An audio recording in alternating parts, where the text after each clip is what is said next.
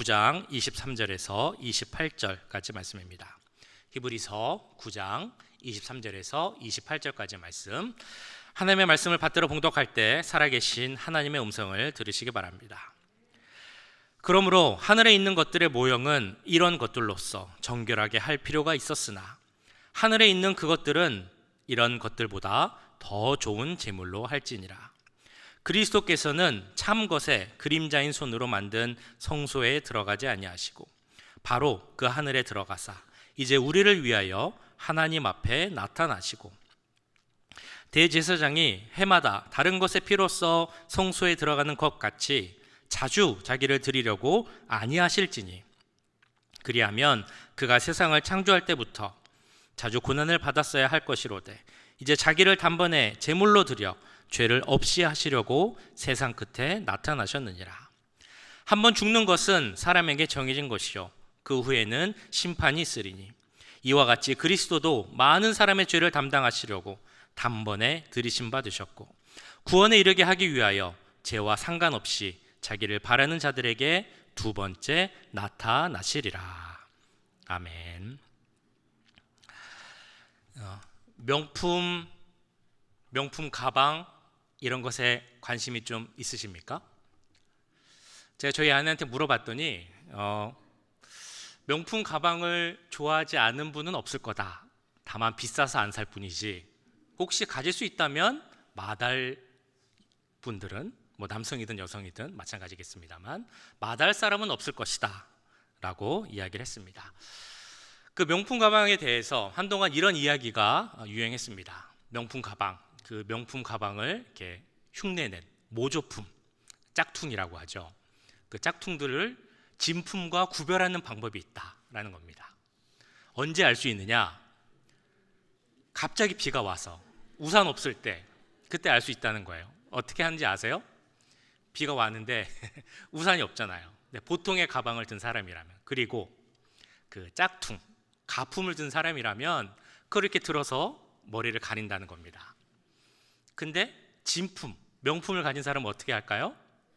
가방이 젖지 않도록 내가 비를 맞더라도 이 가방을 보호하겠다라는 마음으로 이렇게 가방을 잘 감춘다고 합니다. 저희 누나가 결혼을 하고 몇 년 동안 홍콩에서 산 적이 있었습니다. 그래서 한 1999년도쯤이었던 것 같은데 저도 홍콩을 방문한 적이 있습니다. 홍콩을 여러 군데를 돌아다녔는데 어떤 큰 쇼핑몰에 갔더니 그 쇼핑몰 전체 모든 가게가 다 그 짝퉁, 모조품만 가는 가게들만 모여 있는 몰이 있었습니다. 그 엄청 큰 몰이었는데 다 그런 모조품만 파는 가게들이에요.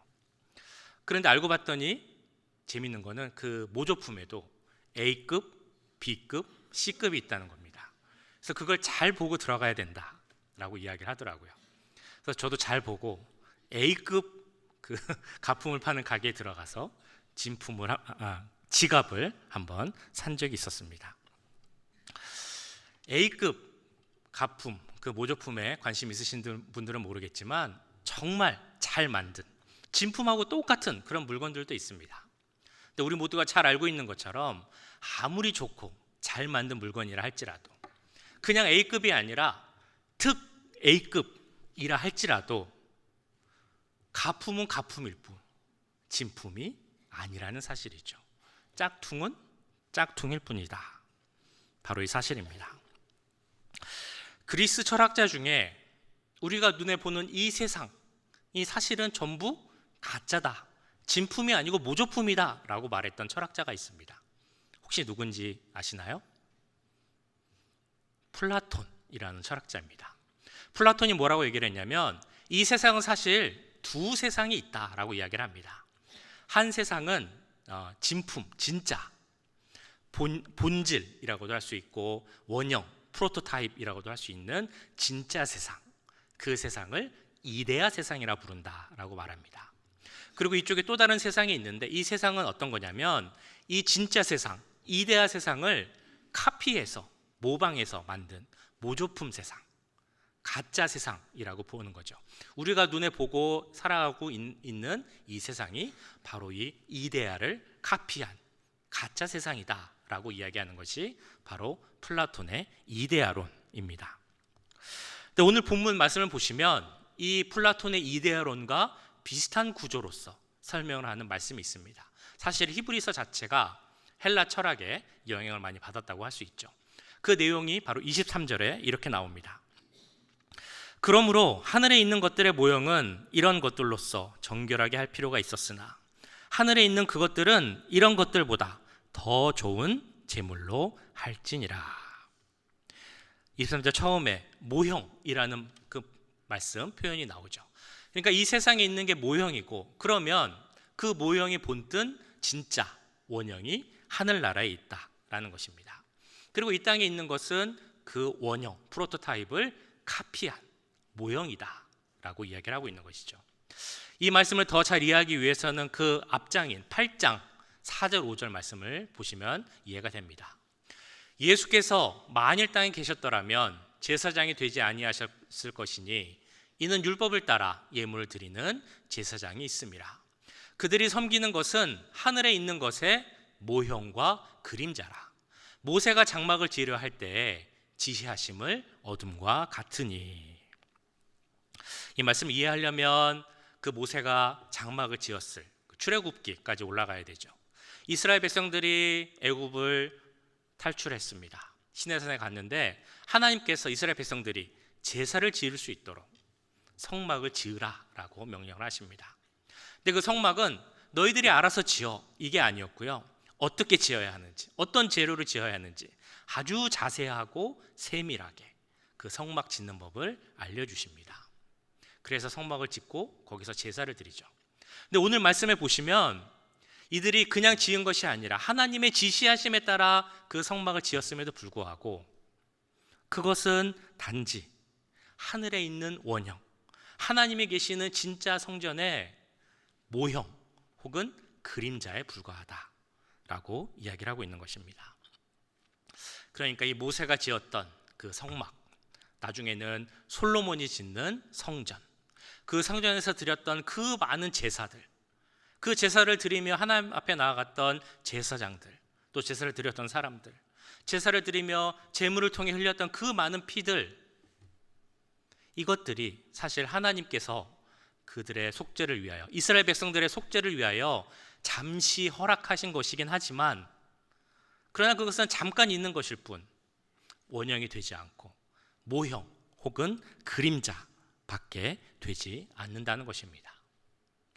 왜 이들이 그렇게 드렸던 제사가 원형, 본질이 되지 못하고 모형 또는 그림자밖에 되지 못했을까요? 완전한 제사가 되지 못한 이유, 말 그대로 한계가 있었기 때문입니다. 제사를 드리는데 제사장도 한계가 있고 제물도 한계가 있었기 때문이죠. 제사장에게는 어떤 한계가 있었겠습니까? 제사장은 하나님이 세우신, 특별히 세우신 사람입니다. 이스라엘 백성들의 그 속죄의 제사를 드릴 수 있도록 중보자의 역할을 하라라고 하나님이 특별히 세우신 사람들이죠. 그렇기 때문에 아무나 제사장이 되고 싶다고 제사장이 되지 못했습니다. 하나님의 그 세우신, 선택하신 레위 지파, 그 중에서도 아론의 후손들이 이 제사장을 맡아서 했습니다. 그런데 문제는 무엇이었냐면 하나님이 선택해서 세운 제사장들이었지만 그들도 인간이었다는 것입니다. 죄를 지을 가능성이 있었고 심지어 죄를 지었다는 것도 우리는 알고 있습니다. 그래서 그들은 속죄제사, 그 백성들을 위해 제사를 드리기 전에 혹시라도 나에게 죄가 있지 않을까, 나를 먼저 깨끗하게 하는 그 자신의 속죄 제사를 먼저 드려야 했습니다. 이 내용은 오늘 25절 말씀에서 이렇게 증거하고 있습니다. 대제사장이 해마다 다른 것의 피로써 성소에 들어가는 것 같이 자주 자기를 드리려고 아니하실지니. 이 앞부분 말씀 보시면 해마다 다른 곳으로 성소에 다른 것의 피로써 들어갔다라는 것은 그 제사를 반복해서 매년 드려야 했다라는 의미입니다.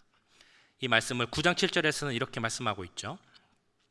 오직 둘째 장막은 대제사장이 홀로 1년에 한 번 들어가되 자기와 백성의 허물을 위하여 드리는 피 없이는 아니하나니.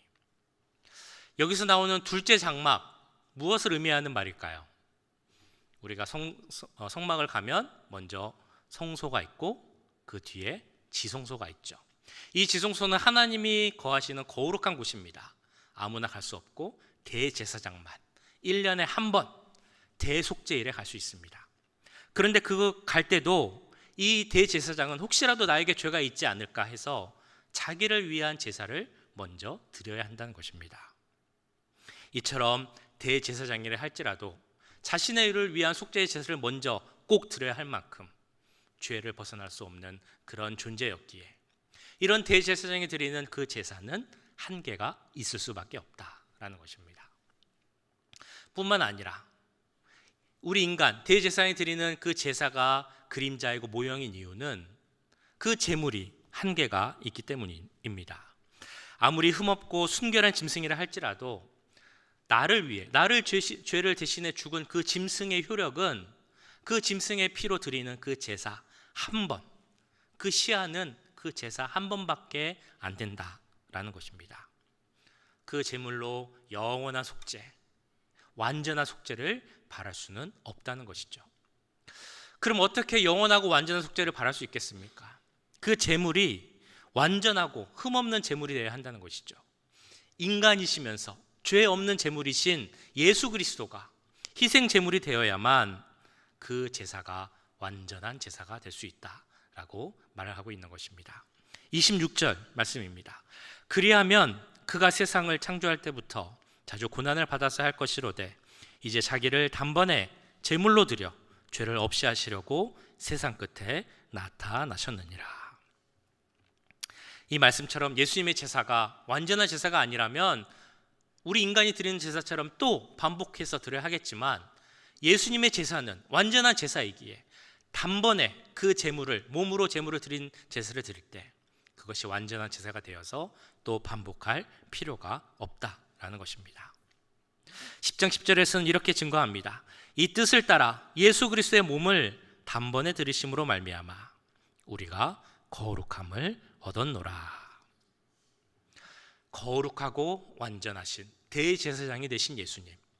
그런데 그 예수님께서 스스로의 몸을 흠없고 완전한 또 제물로 드리셨기에 예수님이 드리신 그 제사는 우리의 완전한 죄사함과 거룩함을 얻게 하신 완전한 제사가 된 것입니다.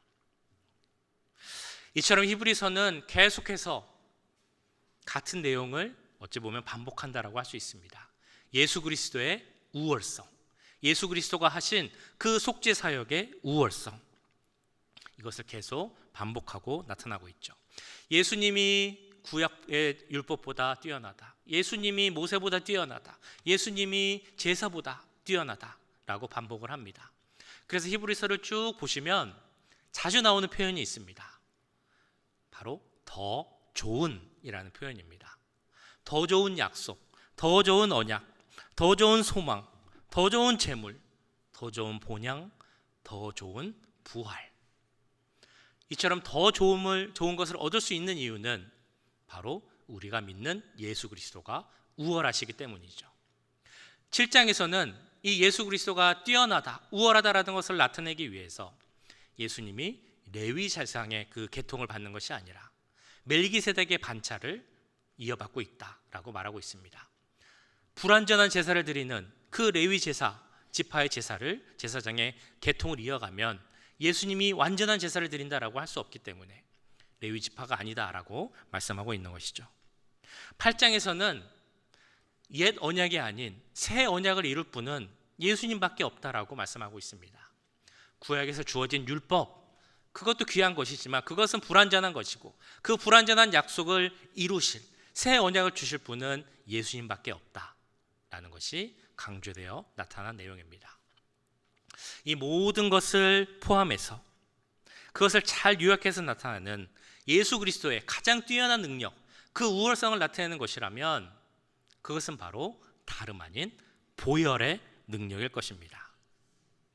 오늘 읽으신 말씀, 그 앞부분에 있는 14절 말씀에서는 보혈의 능력에 대해서 이렇게 말씀합니다. 하물며 영원하신 성령으로 말미암아 흠없는 자기를 하나님께 드린 그리스도의 피가 어찌 너희 양심을 죽은 행실에서 깨끗하게 하고 살아계신 하나님을 섬기게 하지 못하겠느냐. 보혈의 능력을 두 가지를 이야기하죠. 첫 번째 무엇입니까? 너희의 양심을 죽은 행실에서 깨끗하게 한다라는 그 의미입니다.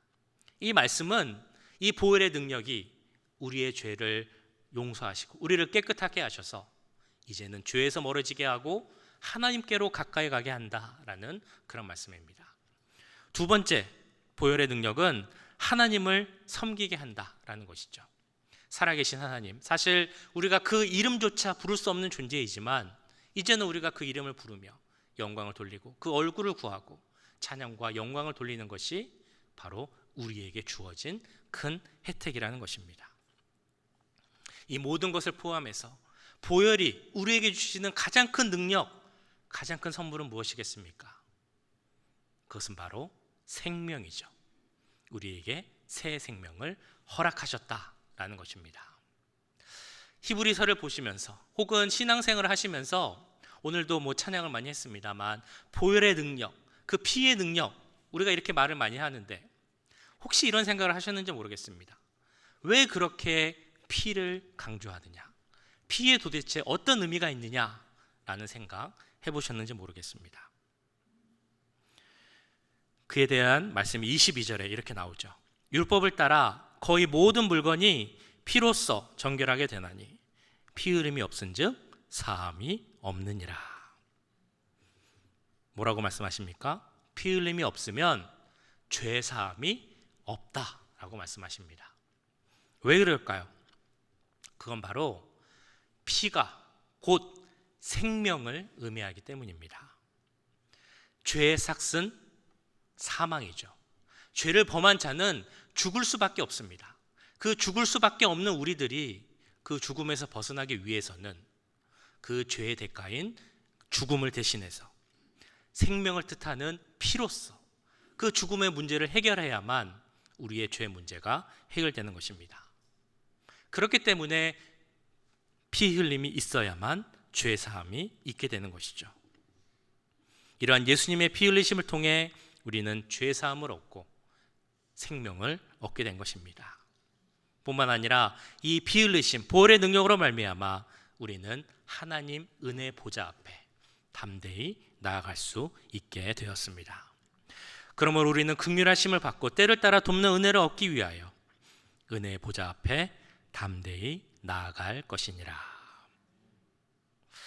이 말씀을 들으시면 그 예수님의 십자가 보혈의 능력, 자기 몸을 단번에 들이신 그 예수님의 그 제사, 피의 제사를 들으시면 어떤 마음이 드십니까? 정말 놀랍지 않으십니까? 지난 설교 때부터 이 표현을 참 많이 하는 것 같습니다. 정말 놀랍지 않으십니까?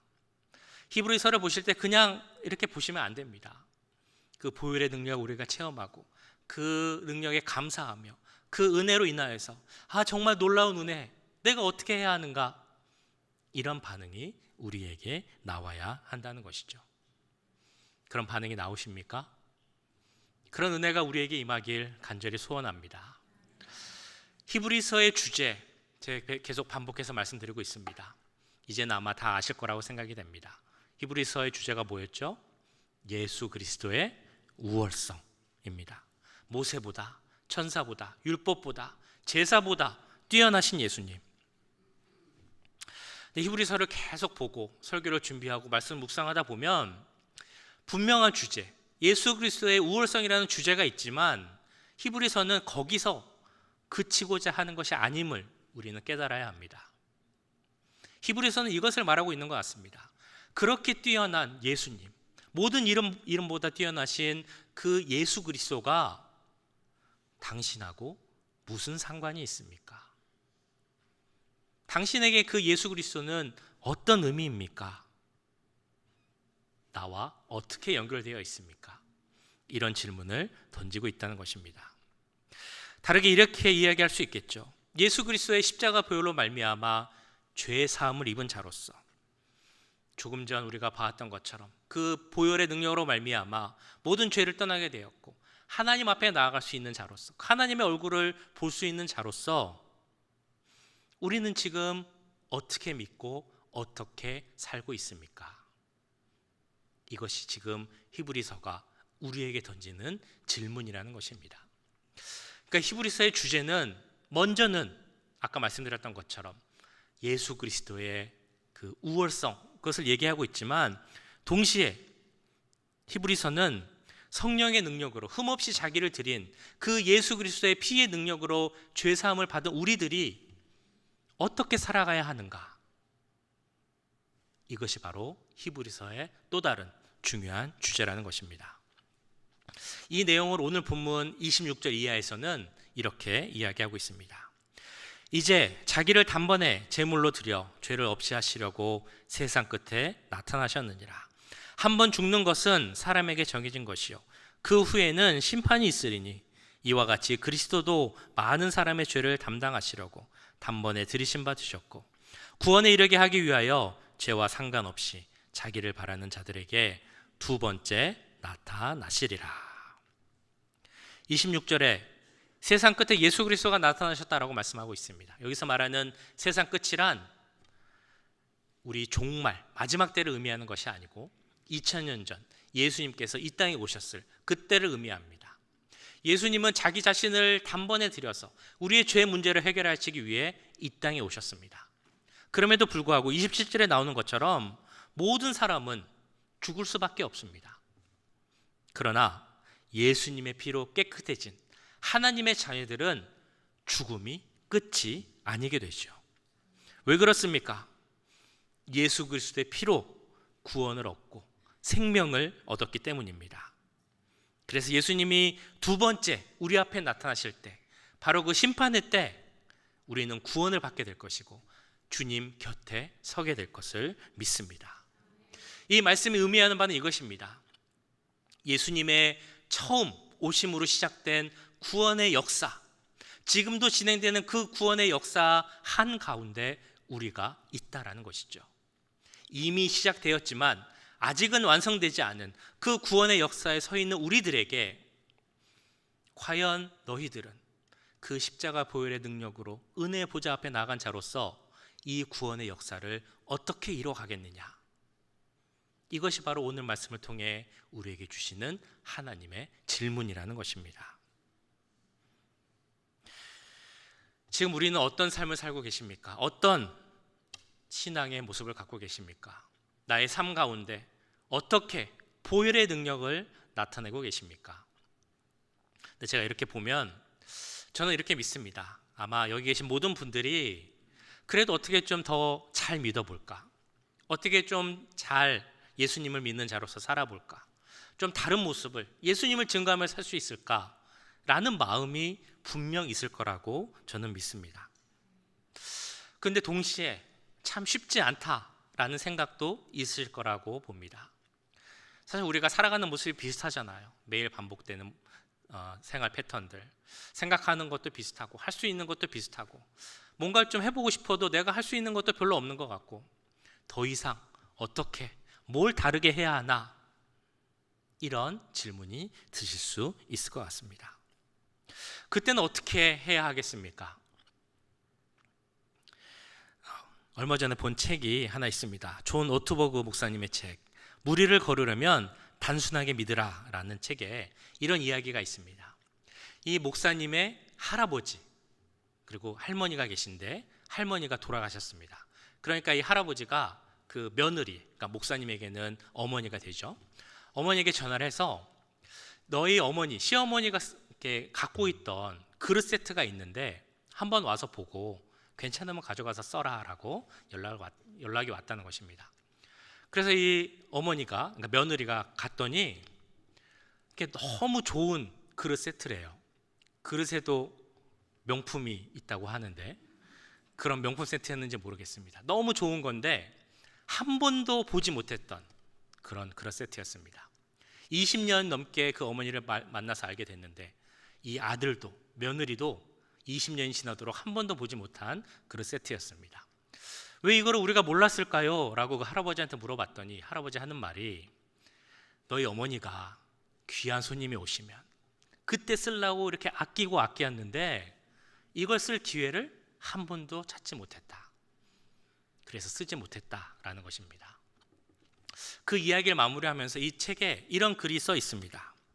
선물을 받은 사람들은 둘 중 하나를 선택해야 한다. 하나는 이 선물 너무 귀한 것이니 내가 함부로 사용하면 안 되겠지 라고 고이 모셔두는 것. 또 다른 선택은 어쨌든 사용하라고 준 선물이니 그냥 모셔놓지 말고 잘 사용해야지 라는 선택. 이것이 두 번째 선택이라는 것입니다. 하나님 우리에게 정말 큰 선물을 주셨습니다. 예수 그리스도, 그 몸을 주셨고 그 피를 우리에게 주셨습니다. 그 피로 우리의 모든 죄가 깨끗하게 되는 죄사함의 은혜를 주셨습니다. 그리고 그 피로 우리가 살아갈 수 있는 힘과 능력도 우리에게 주셨습니다. 그런데 이 선물을 얼마나 사용하고 계십니까? 마치 할머니처럼 좋고 귀한 것인데 20년 동안 한 번도 사용하지 않은 그 그릇처럼 내가 이게 참 좋은 것인 건 알지만 어디 한편에 잘 모셔놓고 그 보혈과는 상관없는 삶을 살아가고 있지 않는지 같이 생각해 보기 원합니다. 그 선물, 그 보혈의 능력을 우리는 사용해야 합니다. 은혜 앞에 선 자로서, 그 보좌 앞에 선 자로서 구원에 합당한 자로서 살아가야 한다는 것이죠. 어떻게 하면 그렇게 살아갈 수 있겠습니까? 가장 기본적이지만 가장 중요한 것, 매일 주께로 더 가까이 나가기를 힘써야 할 것입니다. 예수님을 만나고 예수님을 알기를 힘써야 합니다. 하나님 말씀을 알아가는 것을 더 사모해야 하는 것이죠. 예수님 자체가 나의 주님이시오, 나의 기쁨이 되어야 한다는 것입니다. 내 죄를 대신해 희생 제물이 되신 그 예수님을 생각하며 감사의 삶을 살아야 할 것이고요. 이제는 더 이상 제사를 드리지 않아도 되게 하신 그 대신에 이처럼 우리가 이 성전에 나와서 하나님의 그 전에 나와서 주께 예배 드릴 수 있게 하신 그 은혜에 감사하며 기쁜 마음으로 예배를 드리는 것이 바로 우리의 모습이 되어야 할 것입니다. 그리고 지금도 우리를 위해 간구하시는 하나님 앞에 서 계시는 그 예수님을 바라보아야 합니다. 아까 말씀드렸던 것처럼 우리 모두가 예수님의 보혈의 능력으로 믿음 가운데 살기를 노력하지만 사실 쉽지 않죠. 어렵고 힘들 때가 있습니다. 그럴 때 어떻게 하시겠습니까? 예수님을 바라봐야 합니다. 그 예수님이 어떤 분이시냐면 지금도 하나님 앞에 서셔서 우리를 위해 간구하시겠다 약속하신 그분이십니다. 24절 보시면 이렇게 말씀하고 있습니다. 그리스도께서는 참것의 그림자인 손으로 만든 성소에 들어가지 아니하시고 바로 그 하늘에 들어가사 이제 우리를 위하여 하나님 앞에 나타나시고. 여기서 이제라는 말을 우리가 주목해서 봐야 되는데요, 이제 하나님 앞에 서셨다라는 것은 그 옛날에 과거에 그러고 끝났다라는 의미가 아닙니다. 현재를 강조하는 단어예요. 즉 지금, 오늘, 그리고 앞으로도 매일 하나님 앞에 서실 것이다. 그리고 하나님 앞에 서셔서 하시는 것은 우리를 위해, 우리가 그 복음의 능력을 받은 자로서 그 보혈의 능력 가운데 살기를 애쓰는 우리들이 흔들리지 않고 주 안에서 살아갈 수 있도록 우리를 위해 하나님께 간구하시겠다. 그렇게 우리는 은혜의 보좌 앞에서의 삶을 이어갈 수 있는 것입니다. 이제 우리 모두가 영원한 대제사장 되신, 그래서 완전한 제사를 드리신 그 예수님의 십자가 보혈의 능력으로, 그 보혈을 바라보며 그 선물의 능력으로 살아가는 우리 모두가 되길 간절히 소원합니다. 코람데오 잘 아시죠? 하나님 앞에서라는 의미입니다. 코람데오의 삶, 하나님 앞에서 부끄럽지 않은 삶을 살아가는 우리 모두가 되길 간절히 소원합니다. 우리를 깨끗게 하신 그 예수님의 피의 제사는 모조품도 모형도 그림자도 아닙니다. 우리를 진짜 죄에서 멀어지게 하시고 하나님 앞에서 살 수 있게 하는 그 능력 있는 구원의 피의 제사입니다.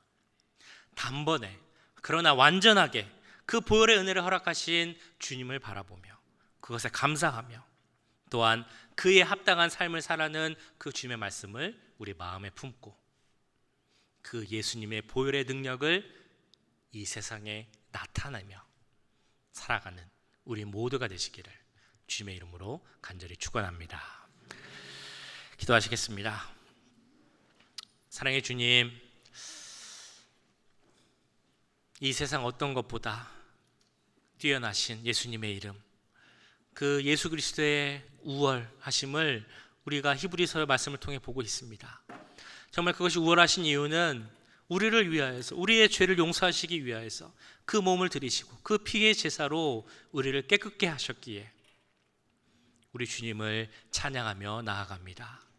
그 보혈의 능력 가운데 살아가는 우리가 되게 하시고 구원받은 자로서 그에 맞는 삶을 살아가는 그 주님의 말씀을 기억하고 마음에 품고 살아가는 우리 모두가 될 수 있도록 주님 함께하여 주시옵소서.